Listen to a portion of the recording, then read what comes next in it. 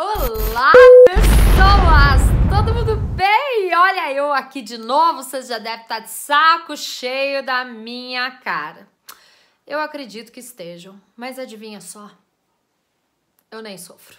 Eu realmente não estou nem aí. Ok? Bom, hoje agora a aula é de interpretação. Nossa, como eu... Olha que trem feio! Oh, credo! Vou ficar longe assim, né? Acho que se eu ficar longe é melhor, né? Tanto pra mim quanto pra vocês. Porque se eu chego perto assim, ó, vocês vê meu nariz, a minha pele esquisita, minha sua, né? Tipo assim, né? Uma boa distância, né? Mas a aula hoje é de interpretação de texto. E sim, a gente precisa interpretar texto porque no Enem, né, nosso fardo, o nosso colega Enem, e os grandes vestibulares, a interpretação de texto é uma das matérias mais cobradas. Só para vocês terem uma noção, no último ano, das 45 questões de linguagem, a gente tira 5 de inglês. Então vamos tirar as 5 de inglês. Pelo menos umas 37 eram exclusivamente de interpretação de texto. Isso quer dizer que a gente precisa cada vez mais prestar atenção neste conteúdo, sim. Tô nem aí se vocês estão interessados ou não. Isso daqui é uma ditadura e quem manda sou eu. Então, sim, a gente vai estudar interpretação de texto. Bom, para não perder o costume, vai lá pegar o caderno, vai lá pegar a caneta. Eu não tô nem aí se tá achando que você não vai copiar a matéria. Faça as anotações, porque isso daqui é uma aula normal, caso você não tenha percebido, ok? Seguinte, vou beber minha água enquanto você faz isso. Essa iluminação tá muito ruim. Prometo que quando voltarmos, ou depois, sei lá, quando forem as aulas, eu vou gravar vídeo só de dia. E o meu YouTube vai continuar rolando e eu vou gravar vídeo só de dia. Prometo, juro, juradinho. Ok? Seguinte, criaturas. Hoje a gente vai falar sobre interdiscursividade. De novo, interdiscursividade. Vamos entender que matéria é essa. Para começar, o foco central aí é discurso. Quando a gente tá falando discurso, nós não estamos falando discurso político, hein, gente? Não é aquele texto que é lido durante os formandos na formatura, não é aquele texto para ser declamado. Quando a gente tá falando de discurso, a gente tá falando sobre o referente, a informação que é passada em qualquer enunciado. Vamos pegar aquele exemplo das funções de linguagem que eu sempre passo para você? Lembra lá quando o menino tá na boate, ok? E aí ele olha pra menina. Pá! Ele olha pra menina e ele chega na menina e fala: "Você vem sempre por aqui?" E a menina pega e sorri. O discurso do menino, quando ele fala: "Você vem sempre por aqui?" não é saber a frequência que a menina vem na festa. É, na realidade, saber se a gente pode fechar? Vai rolar entre a gente? Vocês entenderam? Então, o discurso é a informação referente que está implícito no enunciado que está sendo passado. Entenderam? Quando a gente está falando de interdiscursividade, a gente está falando sobre textos diferentes, que apesar de não serem intertextuais, ou seja, de não conversarem entre si, eles têm o mesmo discurso. Isso mesmo. Eles não são intertextuais, mas eles têm o mesmo discurso. Vamos lembrar aqui que é intertextualidade. Eu tô colocando aqui o quadro da Mona Lisa. Todo mundo tá lembrando do quadro da Mona Lisa? O quadro da Mona Lisa? Então, ele é intertextual com essa charge da Mônica. Vocês estão percebendo como é que os dois textos conversam entre si? Quando a gente olha essa charge da Mônica, essa imagem da Mônica, automaticamente a gente lembra do quadro da Mona Lisa. Isso porque eles são intertextuais. Há um diálogo entre os dois textos. A interdiscursividade Tem também o uso de dois textos, mas não há esse diálogo. Na realidade, são dois textos diferentes que têm a mesma informação, ou melhor, que defendem a mesma ideia. Vou pegar um exemplo, aliás, dois exemplos bem esquisitos e bem diferentes. O primeiro exemplo é uma música do Chico Buarque. Ai, Thaís, eu não aguento mais escutar Chico Buarque. Tô nem aí. Juro, eu nem sofro. Nem sofro. Vocês já escutaram? Eu não lembro, acho que é de Roda Viva, tá? Mas tem um trechinho que fala assim: tem dias que a gente se sente como quem partiu ou morreu. Eu canto mal, né? Tô sabendo. Pior que até sei. Mas preste atenção nesse texto. Tem dias que a gente se sente como quem partiu ou morreu. Dá uma sensação nesse trechinho aí que é como se a gente, apesar de estar presente no lugar, a gente não estivesse presente nesse lugar, não é? Uma sensação que como se a gente não estivesse vivendo a nossa vida. Vocês concordam com isso? Vocês já sentiram isso ou vocês reconhecem? Tô procurando um livro que eu vou usar de exemplo para vocês aqui, mas ele não vai estar aqui. Eu vou ter que buscar lá no outro lugar. Quer ver? Porque a minha escrivaninha tá uma zona e tá chacoalhando no celular. Mas é uma sensação de que, apesar dele estar presente no lugar, ele essencialmente não se sente presente nesse lugar. Vocês entenderam? Agora eu vou pegar um livro para mostrar para vocês. Espera aí que, como mágica, eu vou voltar com o livro. Quer ver?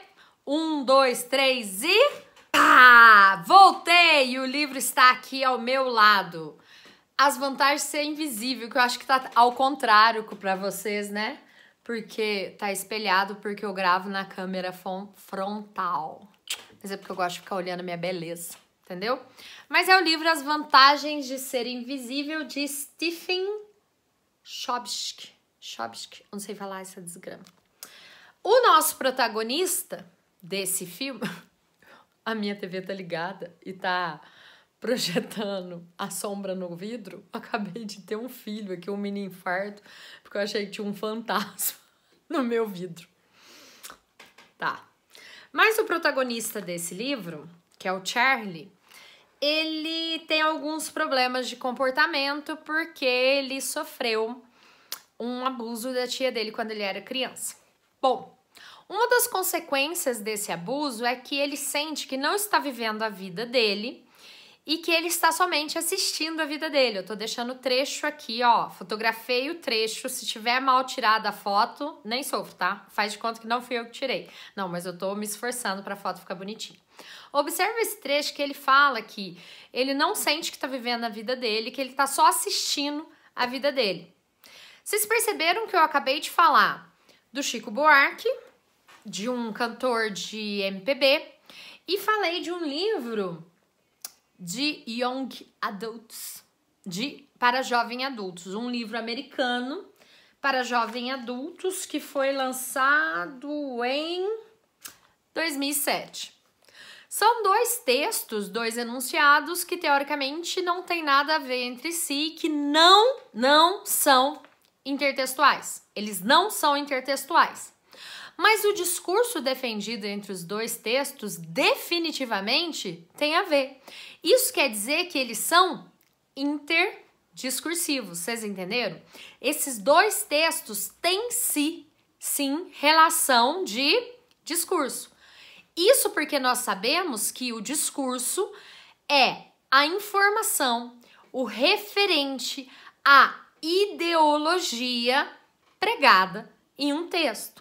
Então, tanto Chico Buarque, em sua MPB, quanto Charlie, com o seu sofrimento, né? Os dois não se sentem presentes, não se sentem vivendo efetivamente a vida deles. Vocês entenderam? Vamos buscar mais algum exemplo de textos interdiscursivos? Bora lá!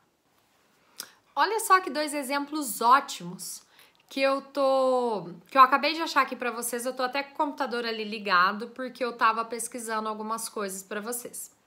Sabe o tema da Copa do Mundo do Brasil. 90 milhões em ação, pra frente Brasil, do meu coração. Vocês já viram esse? Esse tema tá falando basicamente em como a população unida tem a capacidade de mudar o mundo. Mais ou menos isso, não é verdade? E aqui, o que eu vou falar aqui, eu não tô sugerindo nada, viu, seus cabeçudos? Eu tô falando somente sobre o mesmo discurso, sobre paridade de discurso, ok? Vocês sabiam que há um trecho no discurso de Hitler que tem interdiscursividade, ou seja, que fala o mesmo, que tem o mesmo discurso que essa musiquinha da Copa? Quer ver como é que eu provo para vocês? Ele fala o seguinte: queremos ver uma nação unida e vocês, meus jovens, são o futuro dessa nação. Ou seja, os dois textos estão falando sobre a capacidade de união de uma nação e sobre como essa nação unida tem a possibilidade de transformar a realidade da população. Isso é interessante, não é? Principalmente porque são dois textos separados pelo tempo.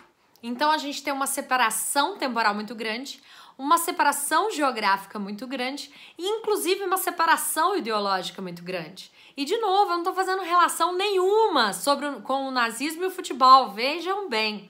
Eu só estou falando que ambos têm interdiscursividade,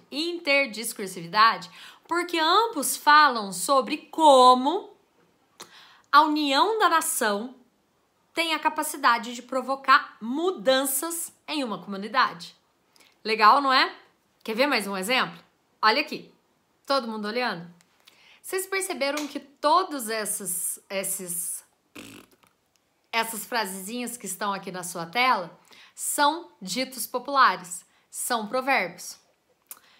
Deus ajuda quem cedo madruga, água mole e pedra dura, tanto bate até que fura. Vocês estão percebendo que são vários ditos populares? Isso porque todos esses ditos populares que eu coloquei aí, apesar de diferentes, todos eles têm o mesmo discurso, que é mais ou menos que a persistência é compensada. Quando você é persistente na sua vida, na sua carreira, nos seus intuitos, você vai ser recompensado. Deu para ficar clara essa questão da interdiscursividade? Então, só para relembrar, a intertextualidade é o diálogo entre os textos e a interdiscursividade é textos que não conversam diretamente entre si, mas que têm uma relação discursiva, ou seja, ambos falam a mesma coisa. Certinho? Tranquilo? Se vocês tiverem qualquer dúvida, eu estou à disposição. Me mandem mensagem, deixem as suas dúvidas, me falem. Eu não quero saber de ninguém guardando dúvida aí, certinho? Espero que vocês tenham gostado da aula, foi feita com muito carinho. E não me deixem no vácuo, porque eu sou uma pessoa dramática. Se vocês não me amarem, e o meu nariz tá coçando, se vocês não me amarem, eu vou ficar sem dormir achando que eu não sei ensinar a matéria. E é isso. Um beijo, meus amores. Tchauzinho.